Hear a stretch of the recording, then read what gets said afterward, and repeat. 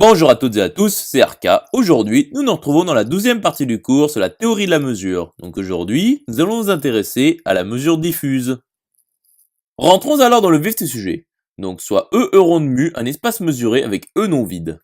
Donc mu est dite diffuse si et seulement si, pour tout x de E, le singleton x appartient à E ronde implique que mu de singleton x égale 0. Donc notons pour A ronde appartenant à T ronde de E, M ronde de A ronde l'ensemble des mesures sur E A ronde. Donc notons pour E ronde un espace mesurable, diff de E ronde, l'ensemble des mu appartenant à M ronde de E ronde, tel que pour tout x de E, singleton x appartient à E ronde implique que mu du singleton x égale 0. Continuons l'étude. Donc soit E ronde un espace mesurable. Donc démontrons que pour toute mu de M ronde E ronde, pour tout A de E ronde, cardinal de A inférieur ou égal à Aleph 0 implique que mu de A égale 0, tout ça implique que mu appartient à diff de E ronde.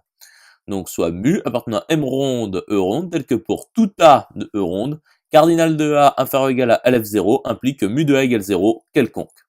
Donc supposons qu'il existe x appartenant à E tel que le singleton x appartient à E ronde. Donc soit x appartenant à E tel que le singleton x appartient à E ronde quelconque. Or, nous savons que le cardinal du singleton x appartient est égal à 1, qui est inférieur ou égal à Aleph 0, même strictement inférieur à Aleph 0. Donc mu du singleton x est égal à 0. Donc mu appartient bien à diff E ronde. Conclusion établie. À présent, prenons E non vide. Donc démontrons que pour tout U de M ronde de P de E, pour tout A de P de E, cardinal de A inférieur ou égal à Aleph 0 implique que mu de A égale 0, tout ça équivaut à mu appartient à diff de E P de E. Donc voyons l'implication directe. Donc celle-ci a déjà été démontrée précédemment.